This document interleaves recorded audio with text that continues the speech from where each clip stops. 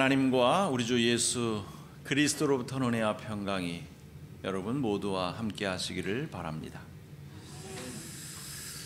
오늘은 예수님께서 십자가의 죽음을 위해 예루살렘에 입성하신 날을 기념하는 종려주일입니다. 제가 오늘 본문 말씀으로 택한 이 복음서의 말씀은 사실 우리가 사용하고 있는 그 교회력 성서 일과와는 살짝 다릅니다. 오늘에 해당하는 성서 일과는 요한복음 12장 20절부터 시작됩니다만 저는 그 바로 직전인 12절부터 19절까지를 택했죠. 이 부분이 예수님께서 예루살렘에 입성하신 그 이야기를 기록하고 있을 뿐만 아니라 그래서 이 종려주일에 더 적합한 말씀일 본문일 뿐만 아니라 저는 이 미국 교회력 성서일과 또 독일 쪽 이 성서일과가 좀 비교하곤 하는데요. 오늘 독일 루터교회는 바로 이 본문을 택하고 있어서 지금 현재 우리가 사용하고 있는 것과는 살짝 비껴난 본문을 택해 보았습니다. 다시 말씀드립니다만 오늘은 종려주일입니다. 예수님께서 예루살렘에 입성하실 때 많은 사람들이 나와서 종려나무 가지를 흔들었다고 해서 붙여진 이름이죠. 사람들은 예수님이 예루살렘에 오신다는 말을 듣고 기뻐했습니다. 종려나무를 가지를 꺾어서 예수님을 향해 흔들고 호산나를 외치며 대며 예수님을 환호했죠. 여러분, 지금은 우리가 좀 보기 어려운 광경입니다만 예전에 우리나라 국가대표 선수들이 올림픽에 나가서 좋은 성적을 거두고 돌아오면 뭐 했어요? 캅 퍼레이드를 막 했죠.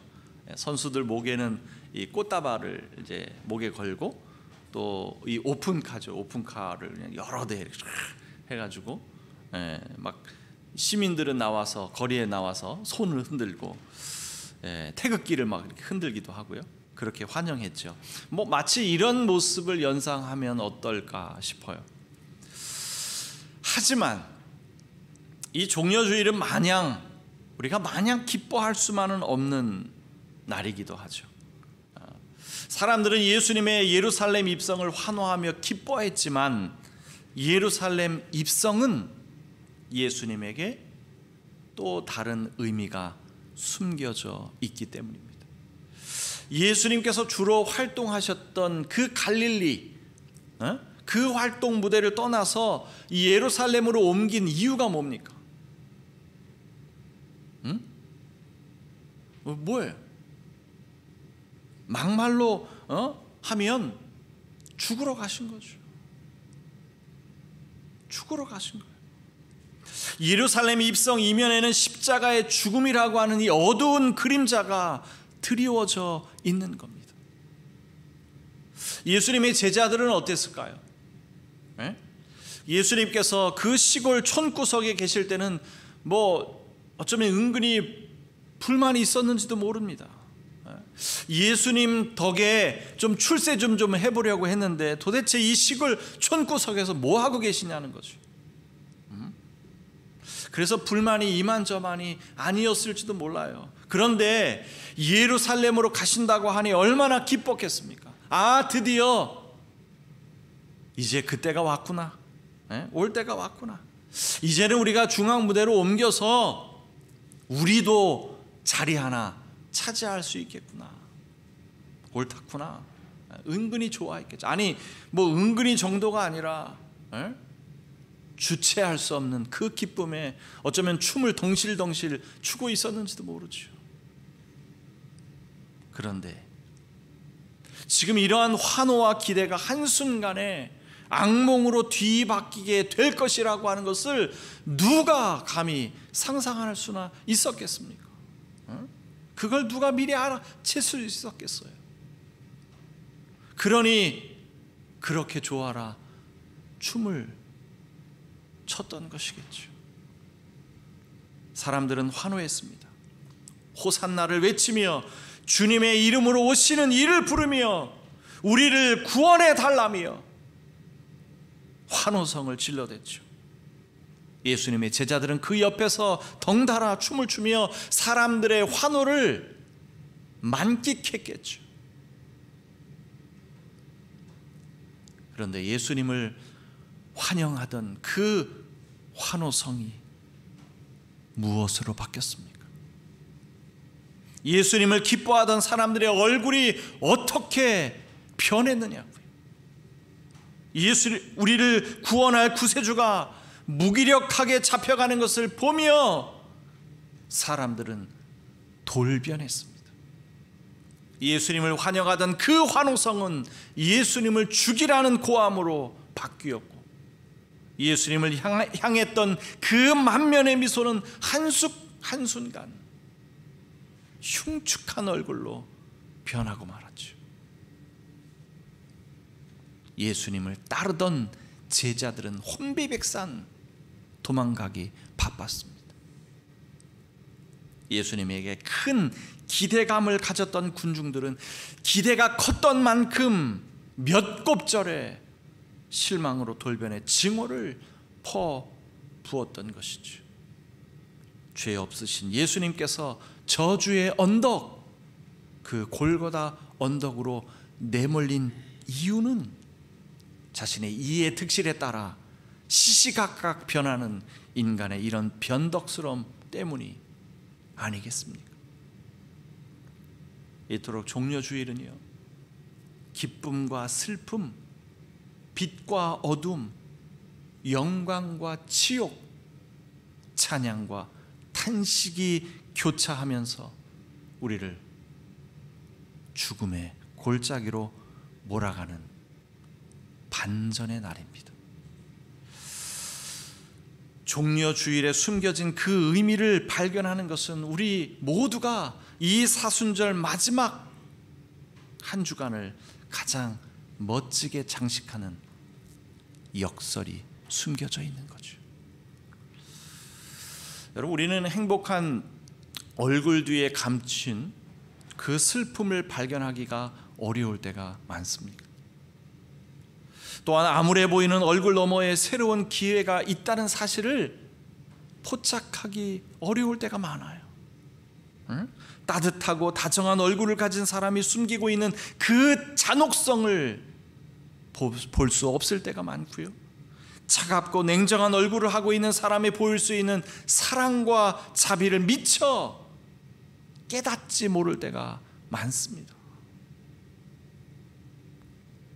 우리의 눈에 보이는 것이 전부가 아니라는 것을 말씀드리는 겁니다.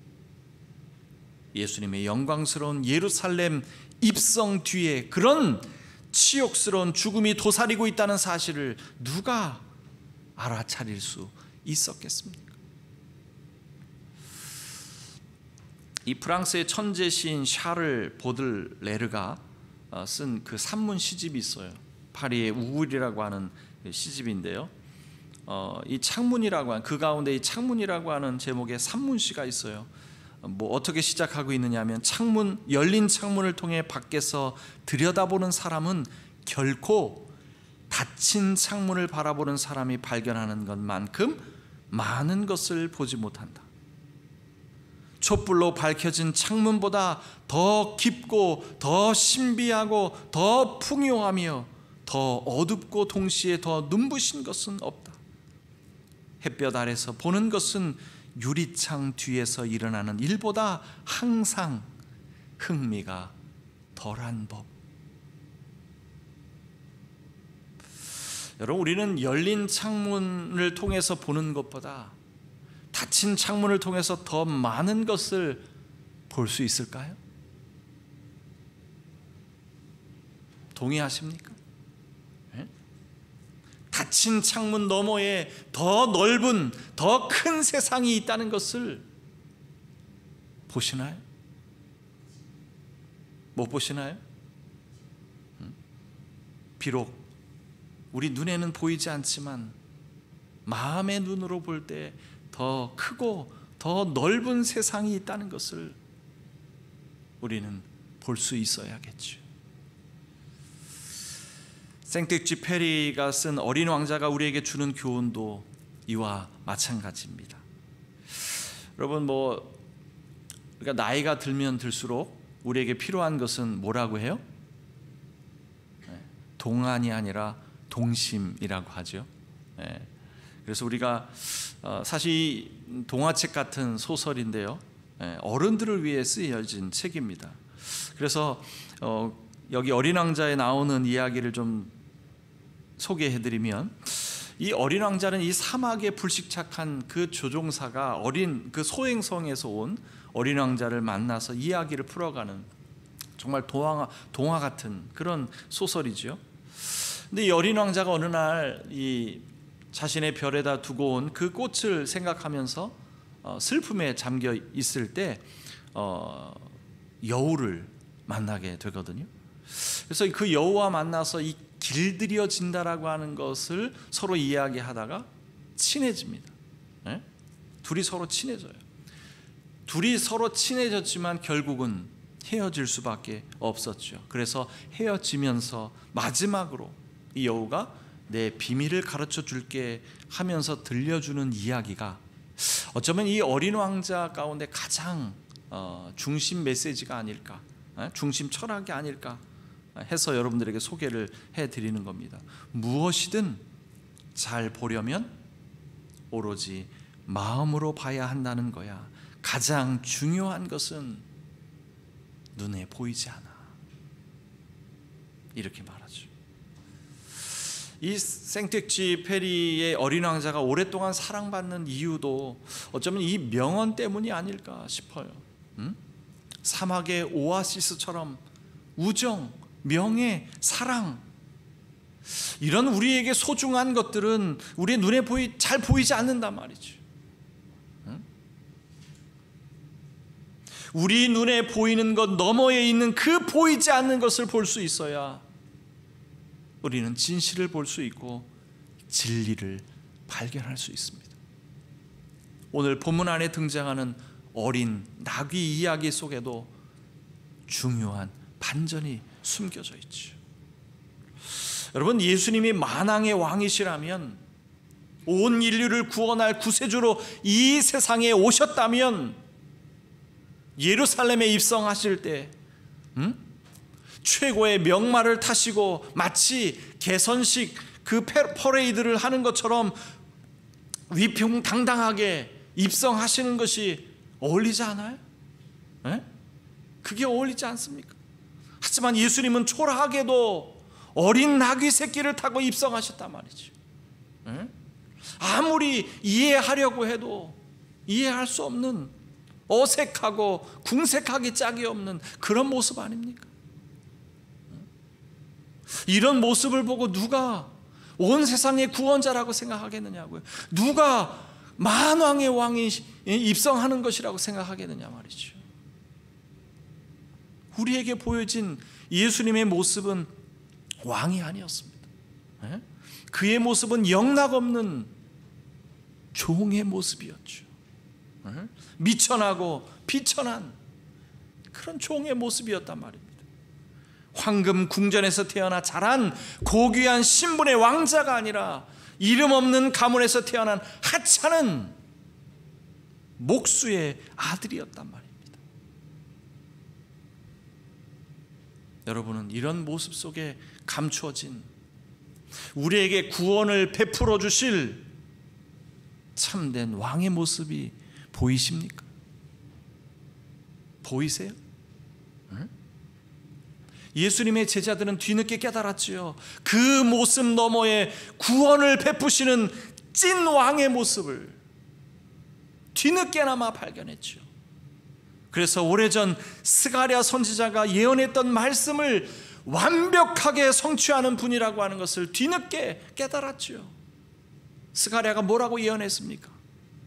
오늘 우리가 교동문에서 읽었습니다만, 도성 시온아 크게 기뻐하여라, 도성 예루살렘아 환성을 올려라. 내 왕이 내게로 오신다. 그는 공의로우신 왕, 구원을 베푸시는 왕이시다. 그는 온순하셔서 나귀 곧 나귀 새끼인 어린 나귀를 타고 오신다. 여러분, 이런 반전이 또 있습니까? 이런 반전이 또 있을 수 있느냐?